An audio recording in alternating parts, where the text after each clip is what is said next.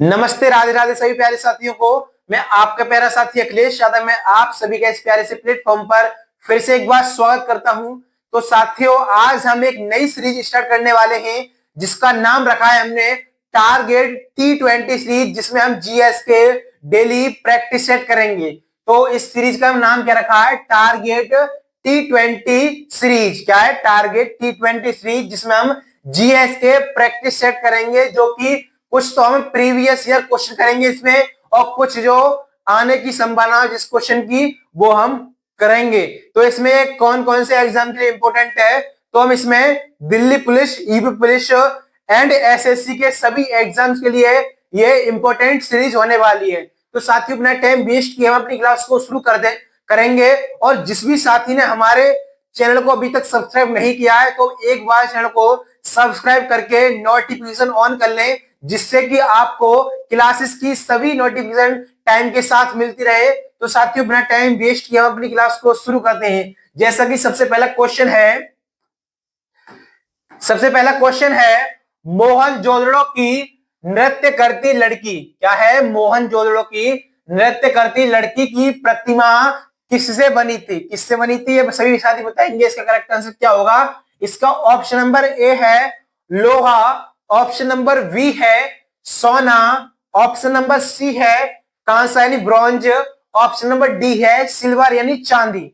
तो सभी साथी बताएंगे इसका करेक्ट आंसर क्या होगा।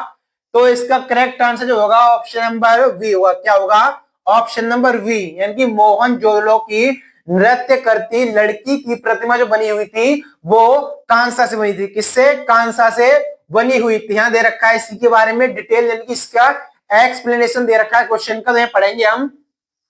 यह मूर्ति सिंधु घाटी सभ्यता के शहर मोहनजोदड़ो से मिली। कहां से मिली? यह मूर्ति सिंधु घाटी सभ्यता के शहर मोहनजोदड़ो से मिली या प्राप्त हुई। उसके बाद दे रखा है यह मूर्ति लॉस्ट वैक्स तकनीक से बनी थी। किससे तकनीक से बनी थी? यह मूर्ति लॉस्ट वैक्स तकनीक के द्वारा बनाई गई या बनी थी। उसके बाद है इस मूर्ति को ब्रिटिश पुरातत्वविद अर्नेस्ट मैके, कौन है? अर्नेस्ट मैके ने सन 1926 ईस्वी में मोहनजोदड़ो के HR क्षेत्र में खुदाई करके निकाला था। क्या किसने निकाला था?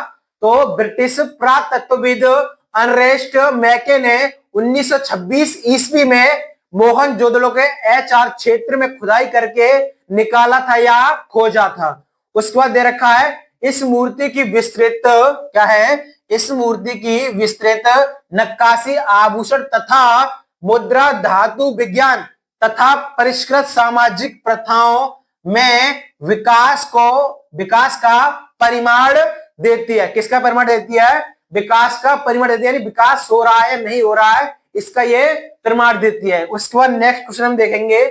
नेक्स्ट क्वेश्चन है हमारा सिंधु सभ्यता का सबसे बड़ा भारतीय स्थल। क्या है? सिंधु सभ्यता का सबसे बड़ा भारतीय स्थल कौन सा था? तो सभी साथी बताएंगे इसका करेक्ट आंसर क्या होगा। ऑप्शन नंबर ए है लोथल, ऑप्शन नंबर बी है राखीगढ़ी, ऑप्शन नंबर सी है धौलावीरा, ऑप्शन नंबर डी है चनूदड़ो। तो सभी साथी बताएंगे इसका करेक्ट आंसर क्या होगा। ये क्वेश्चन दिल्ली पुलिस कांस्टेबल 8 दिसंबर 2017 की शिफ्ट में पूछा गया क्वेश्चन है। तो इस क्लास में हम प्रीवियस ईयर क्वेश्चन ही करने वाले हैं। आज हमारा पहला प्रैक्टिस सेट था और इसमें हम प्रीवियस ईयर ही क्वेश्चन करेंगे। तो इसका करेक्ट आंसर क्या होगा? तो इसका करेक्ट आंसर होगा ऑप्शन नंबर बी। क्या होगा? राखीगढ़ी, यानी कि सिंधु घाटी सभ्यता का सबसे बड़ा भारतीय स्थल कौन सा था? तो वो था राखीगढ़ी, जो कि कहां पर है? हरियाणा राज्य में स्थित है। कहां पर है? यहां लिखा हुआ है सिंधु घाटी सभ्यता का सबसे बड़ा भारतीय स्थल राखीगढ़ी है। इसे हड़प्पा और मोहनजोदड़ो से भी बड़ा बताया जाता है। किससे बड़ा बताया जाता है? हड़प्पा और मोहनजोदड़ो से बड़ा बताया जाता है। राखीगढ़ी में खुदाई के दौरान कांसा जल निकासी की प्रणाली, मार्ग और बारिश का पानी इकट्ठा करने का विशाल स्थान मिला था। उसके बाद इसकी लोकेशन दे रखी है। राखीगढ़ी कहां पर है? तो दे रखा है राखीगढ़ी हरियाणा के हिसार जिले में घग्गर नदी के मैदान में स्थित है। कहाँ है? राखीगढ़ी हरियाणा के हिसार जिले में घग्गर नदी के मैदान में स्थित है। उसके बाद नेक्स्ट क्वेश्चन हम देखेंगे। नेक्स्ट क्वेश्चन है हमारा, मनुष्य इतिहास में क्या है? मनुष्य इतिहास में किस काल से खाद्य उत्पादक बना? क्या है? मनुष्य इतिहास में किस काल से खाद्य उत्पादक बना? किस काल से मनुष्य ने खाद्य उत्पादन शुरू किया था, ये हमें बताना है। ऑप्शन नंबर ए है पुरापाषाण युग। क्या है? पुरापाषाण युग। ऑप्शन नंबर बी है मध्य पाषाण युग। ऑप्शन नंबर सी है ताम्र पाषाण युग। ऑप्शन नंबर डी है नवपाषाण युग या नवपाषाण काल। तो सभी साथी बताएंगे इसका करेक्ट आंसर क्या होगा।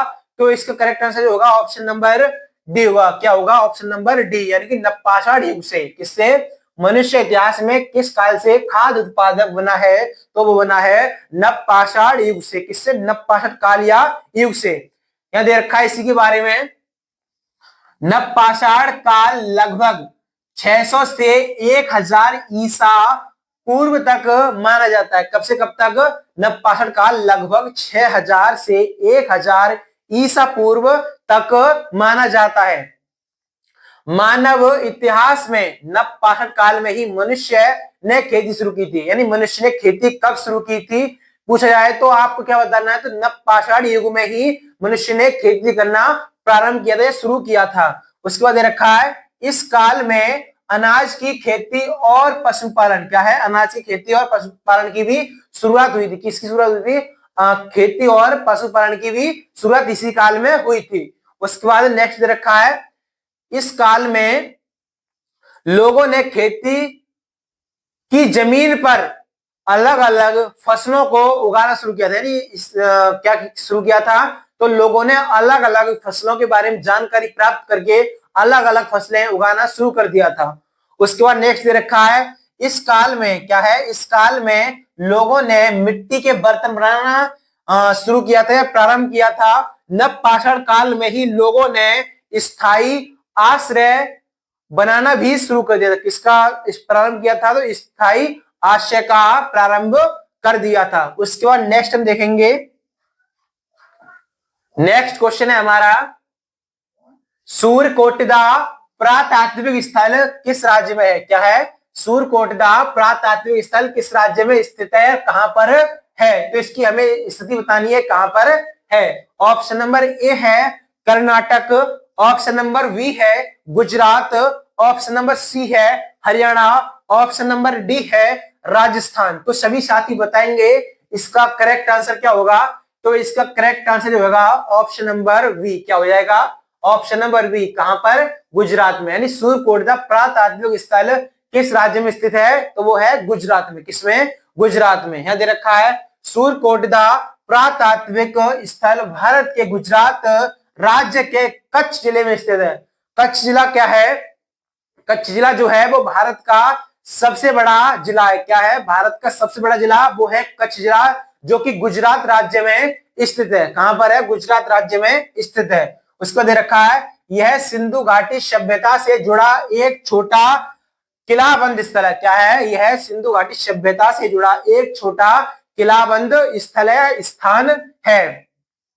उसके बाद है यह एकमात्र ऐसा सिंधु घाटी स्थल है जहां घोड़े की अस्थियों के अवशेष प्राप्त हुए या मिले हैं। क्या है? यह एकमात्र ऐसा सिंधु घाटी स्थल है जहां घोड़े की अस्थियों के अवशेष मिले या प्राप्त हुए हैं।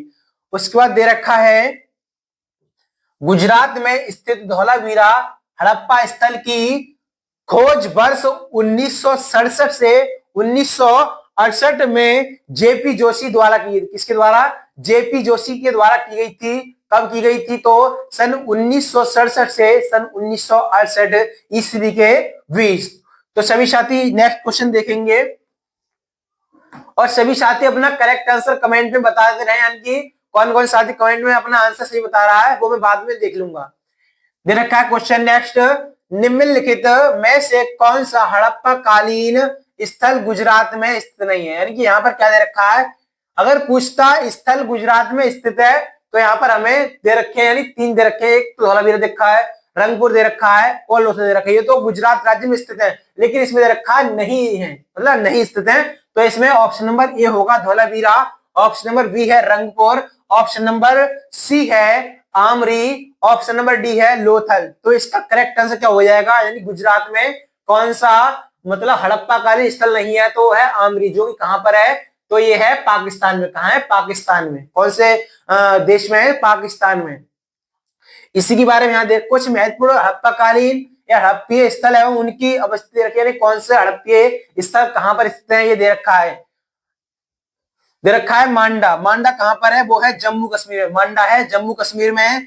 देवाबाद कहां पर है, वो है महाराष्ट्र में। कहां स्थित है, देवाबाद महाराष्ट्र में।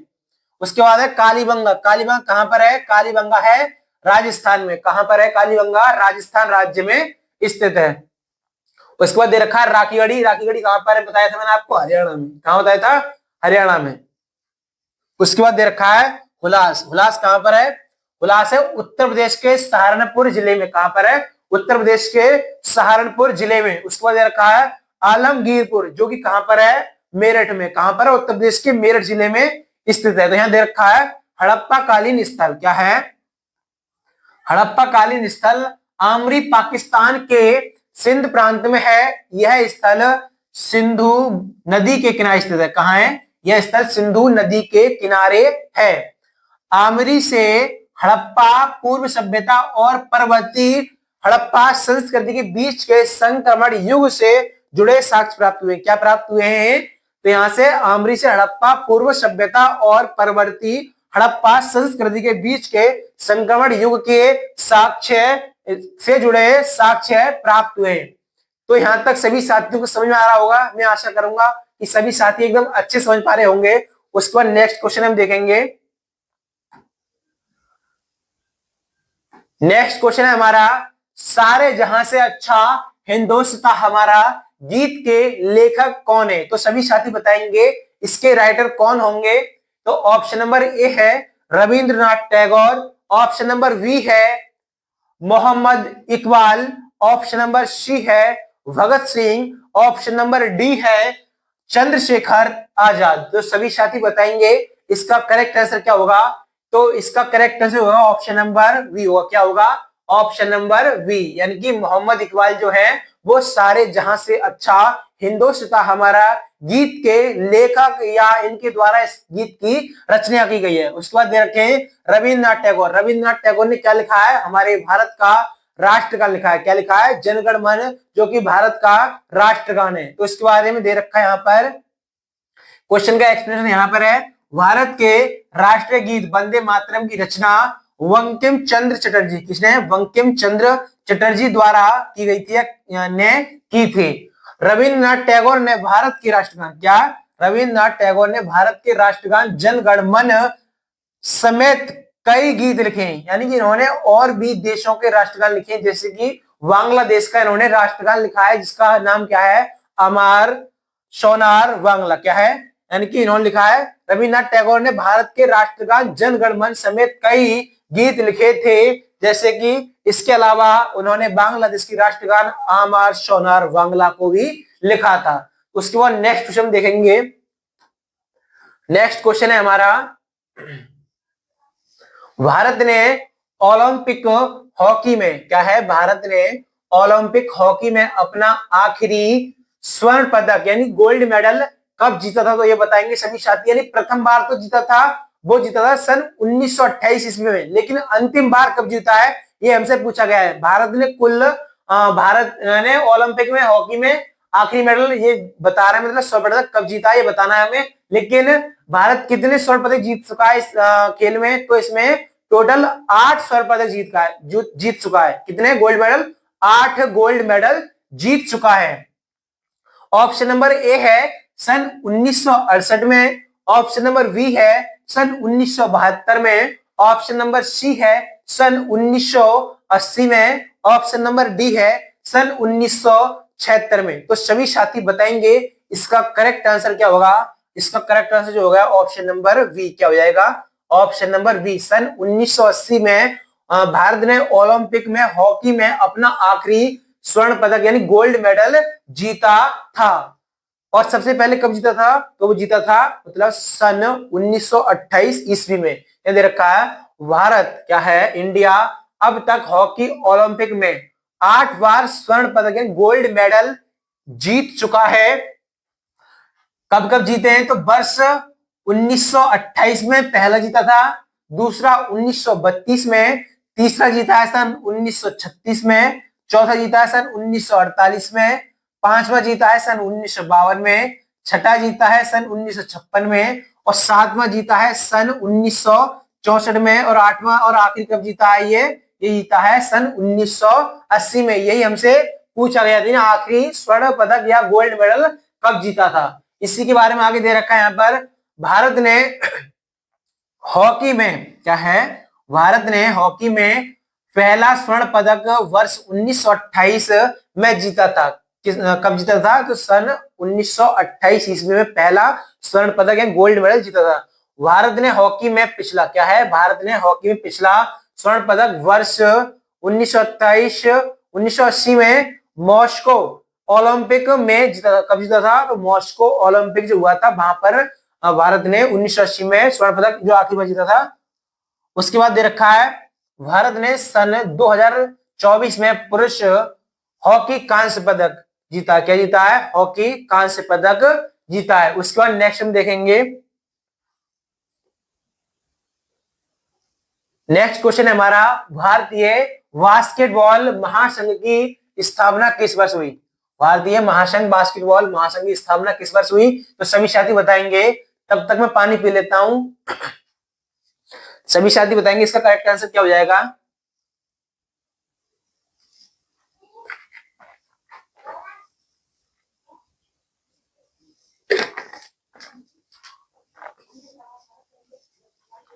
ऑप्शन नंबर ए है सन 1947 में, ऑप्शन नंबर बी है सन 1950 में, ऑप्शन नंबर सी है सन 1920 में, ऑप्शन नंबर डी है सन 1951 में। तो सभी साथी बताएंगे इसका करेक्ट आंसर क्या हो जाएगा।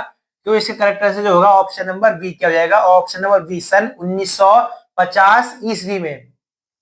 इसी के बारे में दे रखा है यहाँ पर, भारतीय बास्केटबॉल की स्थापना सन 1950 में हुई। कब हुई थी? भारतीय बास्केटबॉल की स्थापना सन 1950 ईस्वी में हुई थी। भारत की राष्ट्रीय बास्केटबॉल टीम क्या है, भारत की राष्ट्रीय बास्केटबॉल टीम वर्ष 1936 में FIVA की सदस्य बनी है। क्या बनी? भारत की राष्ट्रीय बास्केटबॉल टीम वर्ष 1936 में FIVA की सदस्य बनी थी। उसके बाद दे रखा है, एक बास्केटबॉल टीम में 5 खिलाड़ी होते हैं। कितने खिलाड़ी होते हैं एक बास्केटबॉल टीम में? वो होते हैं 5 खिलाड़ी। कितने होते हैं? 5 खिलाड़ी होते हैं। बास्केटबॉल आयताकार मैदान में खेला जाता है। कैसे मैदान में खेला जाता है? तो आयताकार मैदान में खेला जाता है। उसके बाद नेक्स्ट क्वेश्चन हम देखेंगे, नेक्स्ट क्या है हमारा, नेक्स्ट क्वेश्चन है, वर्ष 2017 में क्या है, वर्ष 2017 में निम्न में से किस देश ने अंडर 17 फुटबॉल विश्व कप क्या है, फुटबॉल वर्ल्ड कप की मेजबानी की थी? तो सभी साथी बताएंगे इसका करेक्ट आंसर क्या हो जाएगा। ऑप्शन नंबर ए है थाईलैंड, ऑप्शन नंबर बी है भारत, ऑप्शन नंबर सी है संयुक्त अरब अमीरात, ऑप्शन नंबर डी है संयुक्त राज्य अमेरिका यानी USA। तो सभी साथी बताएंगे इसका करेक्ट आंसर क्या होगा। तो इसका करेक्ट आंसर जो होगा ऑप्शन नंबर वी क्या हो जाएगा, इंडिया। यानी कि किसने मेजबानी की थी? तो वो भारत ने की थी। किसने? भारत ने। वर्ष 2017 में फीफा अंडर 17 फुटबॉल विश्व कप की मेजबानी भारत ने की थी। यह टूर्नामेंट क्या है, यह टूर्नामेंट भारत के शहरों, कौन कौन शहरों में खेला गया था? तो नई दिल्ली, गुवाहाटी, मुंबई, गोवा, कोच्चि और कोलकाता शहरों में आयोजित किया गया था। इस टूर्नामेंट क्या है, इस टूर्नामेंट का शुभंकर खेलेओ क्या था, खेलेओ था। क्या था? खेलेओ था। उसके बाद दे रखा है यहाँ पर, इंग्लैंड ने स्पेन को हराकर पहली बार अंडर 17 विश्व कप जीता था। क्या जीता था? इंग्लैंड ने स्पेन को हराकर पहली बार अंडर 17 विश्व कप जीता था। उसके बाद नेक्स्ट हम देखेंगे, नेक्स्ट क्वेश्चन क्या है हमारा, नेक्स्ट क्वेश्चन है हमारा, स्वतंत्रता के बाद, क्या है, स्वतंत्रता के बाद पहले राष्ट्रीय खेल निम्नलिखित में से किस शहर में हुई थी, यानी किस सिटी में आयोजित किए गए थे? तो सभी साथी बताएंगे इसका करेक्ट आंसर क्या होगा। ऑप्शन नंबर ए है दिल्ली, ऑप्शन नंबर बी है लखनऊ, ऑप्शन नंबर सी है कोलकाता, ऑप्शन नंबर डी है बॉम्बे यानी मुंबई। तो सभी साथी बताएंगे इसका करेक्ट आंसर क्या होगा। तो ऑप्शन नंबर बी जो होगा इसका करेक्ट आंसर होगा, क्या होगा, ऑप्शन नंबर बी, लखनऊ में ये खेल स्टार्ट हुए थे। यहां दे रखा है यहां पर भारत के, क्या है, भारत के पहले राष्ट्रीय खेल वर्ष 1940 को बंबई और मुंबई में आयोजित किए गए थे। वर्ष 1948 को स्वतंत्रता के बाद प्रथम बार राष्ट्रीय खेल लखनऊ में, कहां पर, लखनऊ में, जो कि उत्तर प्रदेश की राजधानी है, क्या है, लखनऊ उत्तर प्रदेश की राजधानी लखनऊ है। 37वें राष्ट्रीय खेलों की मेजबानी गोवा राज्य द्वारा की गई, किसके द्वारा की गई, 37वें राष्ट्रीय खेलों की मेजबानी गोवा राज्य द्वारा की गई थी। उसके बाद रखा है 38वें राष्ट्रीय खेल वर्ष 2025 में उत्तराखंड में होंगे, कहां पर होंगे, उत्तराखंड में होंगे। उसका नेक्स्ट क्वेश्चन देखेंगे,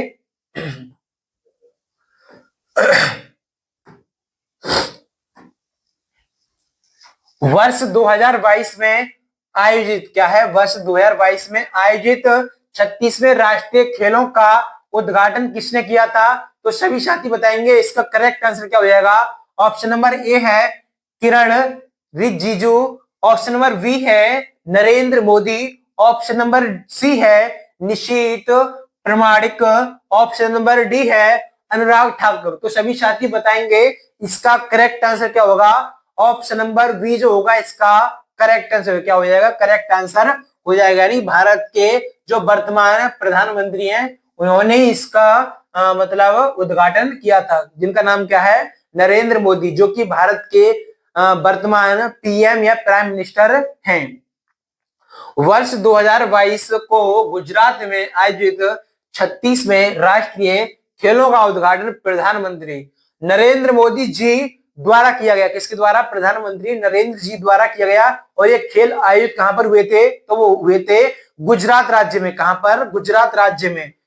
36वें राष्ट्रीय खेलों में 61 स्वर्ण पदक, 36 रजत और 32 कांस्य, क्या है, 32 कांस्य पदक जीतकर सर्विसेज की टीम ने प्रथम स्थान पर रही, कौन से स्थान पर रही, पहले स्थान है, फर्स्ट पोजीशन पर रही। 36वें राष्ट्रीय खेलों का शुभंकर क्या था, सावज था, क्या था, सावज इसका शुभंकर था। उसके बाद नेक्स्ट हम देखेंगे,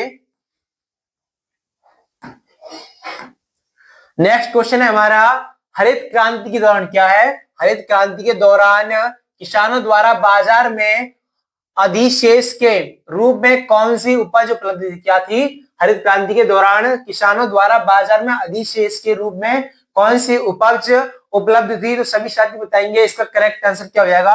ऑप्शन नंबर ए है गेहूं और चावल, ऑप्शन नंबर बी है गेहूं और ज्वार, ऑप्शन नंबर सी है तिलहन, ऑप्शन नंबर डी है चावल और मक्का। तो सभी साथी बताएंगे इसका करेक्ट आंसर क्या हो जाएगा। तो ऑप्शन नंबर ए जो है इसका करेक्ट आंसर होगा, क्या होगा, ऑप्शन नंबर ए इसका करेक्ट आंसर होगा, क्या होगा, करेक्ट आंसर है गेहूं और चावल। हरित क्रांति के दौरान, क्या है, हरित क्रांति के दौरान उत्पादित चावल और गेहूं की फसल अधिशेष के रूप में उपलब्ध थी, किसके रूप में, अधिशेष के रूप में उपलब्ध थी। हरित क्रांति की शुरुआत वर्ष 1966 से 1967 ईस्वी में हुई थी। भारतीय हरित क्रांति के जनक एम.एस. स्वामीनाथन कहलाते हैं, कौन कहलाते हैं, भारत में हरित क्रांति के जनक तो एम.एस. स्वामीनाथन कहलाते हैं, जबकि विश्व में, क्या है, विश्व में हरित क्रांति के जनक नॉर्मन ई बोरलॉग थे।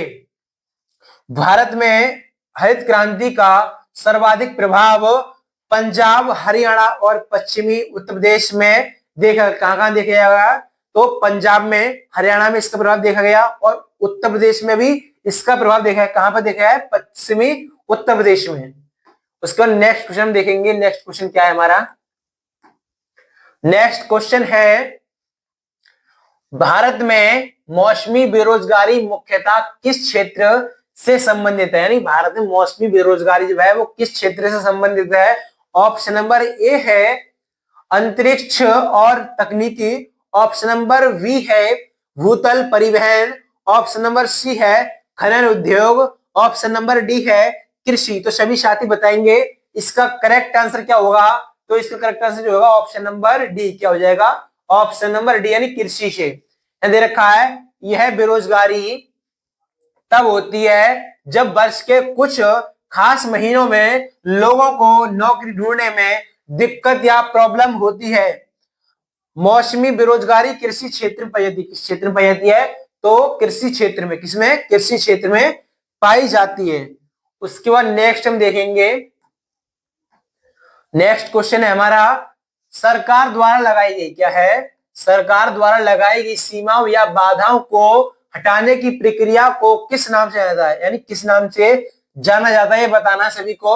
ऑप्शन नंबर ए है वित्तीय निवेश, ऑप्शन नंबर बी है उदारीकरण, ऑप्शन नंबर सी है भूमंडलीयकरण है वैश्वीकरण, ऑप्शन नंबर डी है निजीकरण। तो सभी साथी बताएंगे इसका करेक्ट आंसर क्या होगा? तो इसका करेक्ट आंसर होगा ऑप्शन नंबर बी। क्या हो जाएगा? ऑप्शन नंबर बी यानी कि उदारीकरण। क्या है? उदारीकरण। यहां दे रखा है उदारीकरण का अर्थ है आर्थिक गतिविधियों पर सरकारी नियंत्रण और प्रतिबंध को कम करना या हटाना। उदारीकरण से देश की अर्थव्यवस्था को बढ़ावा मिलता है तथा उपभोक्ताओं के पास ज्यादा विकल्प आते हैं। क्या विकल्प आते हैं? इससे ज्यादा विकल्प उपभोक्ताओं के पास आ जाते हैं। उसके बाद है उदारीकरण के उदाहरण क्या क्या है? यहाँ दे रखे, इस दे रखे लाइसेंस राज को खत्म। क्या है? लाइसेंस राज को खत्म करना, विदेशी निवेश बढ़ाना, तकनीकी उन्नति को प्रोत्साहन देना आदि। तो सभी साथी बताएंगे आप सभी को ये क्लास कैसी लग रही है ये कमेंट में जरूर बताना। उसके बाद नेक्स्ट क्वेश्चन है हमारा, नेक्स्ट क्वेश्चन है हमारा मौलिक अधिकारों से, क्या है? मौलिक अधिकारों से संबंधित भारतीय संविधान के निम्नलिखित में से कौन से अनुच्छेद को आपातकाल के दौरान निलंबित नहीं किया जा सकता है? तो सभी साथी बताएंगे इसका करेक्ट आंसर क्या होगा? ऑप्शन नंबर ए है अनुच्छेद 31 से 32, अनुच्छेद ऑप्शन नंबर बी है अनुच्छेद 17 से 18, ऑप्शन नंबर सी है अनुच्छेद 20 और 21, ऑप्शन नंबर डी है अनुच्छेद 29 और 30। तो सभी साथी बताएंगे इसका करेक्ट आंसर क्या होगा? तो इसका करेक्ट आंसर जो है ऑप्शन नंबर सी होगा। क्या होगा? ऑप्शन नंबर सी यानी अनुच्छेद 20 और 21 इसका करेक्ट आंसर हो जाएगा। क्या दे रखा है? अनुच्छेद 17 में क्या है? अस्पृश्यता का अंत। क्या है? अस्पृश्यता का अंत। अनुच्छेद 20 में दे रखा है अपराधों के लिए सजा के संबंध में संरक्षण। अनुच्छेद 21 में दे रखा है जीवन और व्यक्तिगत स्वतंत्रता की सुरक्षा। क्या है? जीवन और व्यक्तिगत स्वतंत्रता की सुरक्षा। अनुच्छेद 29 में दे रखा है अल्पसंख्यकों के हितों का संरक्षण। क्या है? अनुच्छेद 29 में अल्पसंख्यकों के हितों का संरक्षण। अनुच्छेद 30 में दे रखा है शिक्षण संस्थाओं की स्थापना और प्रशासन करने का अल्पसंख्यक वर्गों का अधिकार। उसके बाद अनुच्छेद 32 में दे रखा है संवैधानिक उपचारों का अधिकार। उसके बाद नेक्स्ट क्वेश्चन हम देखेंगे,